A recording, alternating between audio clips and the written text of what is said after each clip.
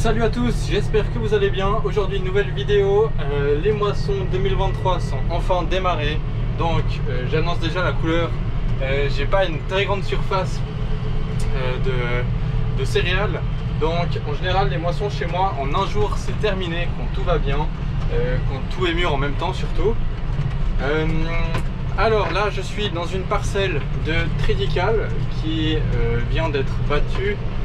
Du coup j'ai pressé la première parcelle, ça s'est plutôt bien passé malgré une petite panne au début. Je vous mettrai quelques images, mais rien de bien grave. Disons que ça fait quelques années que j'ai cette machine.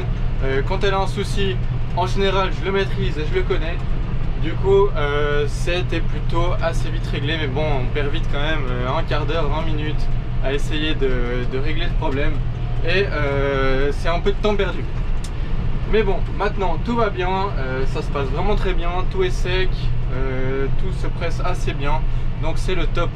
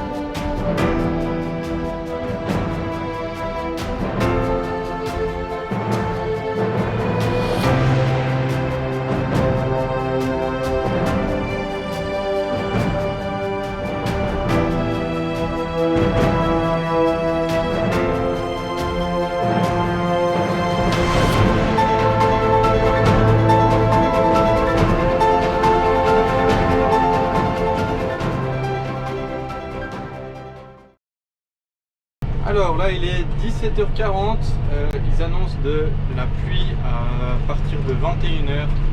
Du coup il n'y a pas de temps à perdre, il faut essayer de récolter le maximum pour éviter d'avoir à travailler la paille.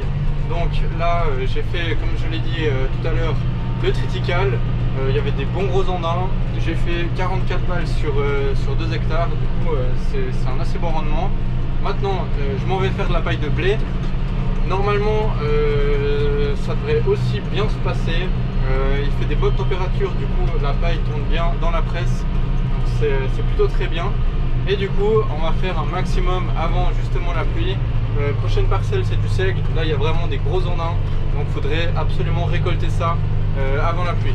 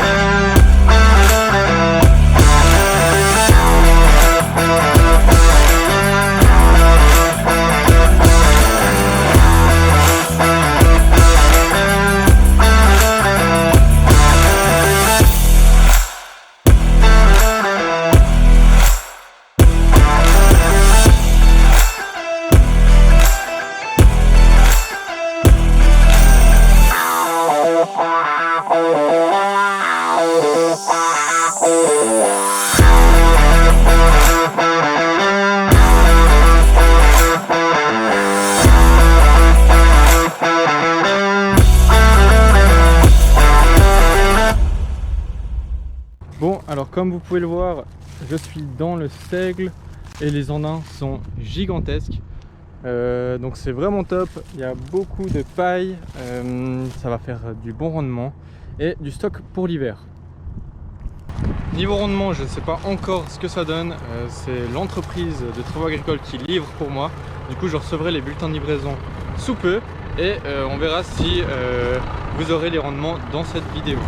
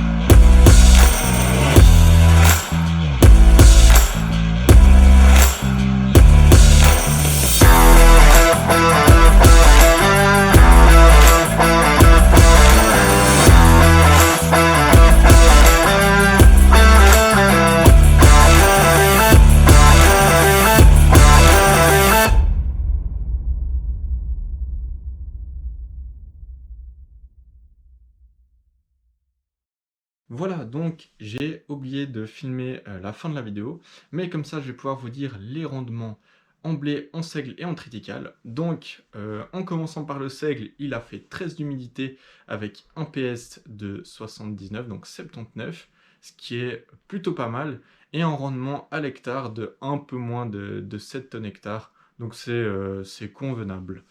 Pour le blé, on était à 17 d'humidité, donc ça c'était un peu un parti pris de le faucher, parce que après ils annonçaient que de la pluie, et je suis assez content de l'avoir fait, vu que ceux qui n'ont pas fait en même temps que moi ne l'ont toujours pas fait, et on est actuellement le 7 août, du coup ça fait tard, et je pense que les PS ont baissé, donc j'ai pas encore les résultats des collègues, mais je pense que la qualité du blé sera quand même un peu moins bonne. Du coup, 17 d'humidité, il y a eu un peu des frais de séchage, mais au moins j'ai gardé mon PS qui était quand même de 80, donc 80, ce qui est vraiment pas mal. Par contre, le rendement, il est de un peu plus de 4 tonnes hectare, donc c'est vraiment moyen.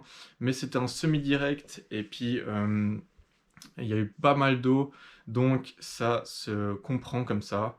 Donc ma foi, on fera mieux l'année prochaine. Au niveau du triticale, il n'y a pas de temps de chute vu que c'est Enfin, il n'y a pas de poids spécifique vu que c'est une céréale fourragère, mais on est quand même à 5 tonnes hectare et une humidité de 13,5. Du coup, on était vraiment bien sur le seigle et le triticale. Et le rendement, il est plutôt assez bon pour la région et pour la culture. Du coup, je suis pas mal content. J'espère que cette vidéo vous aura plu. N'hésitez pas à la partager, liker et commenter. Ça me fait toujours très plaisir de lire vos commentaires. Et nous, on se dit à la prochaine. Ciao!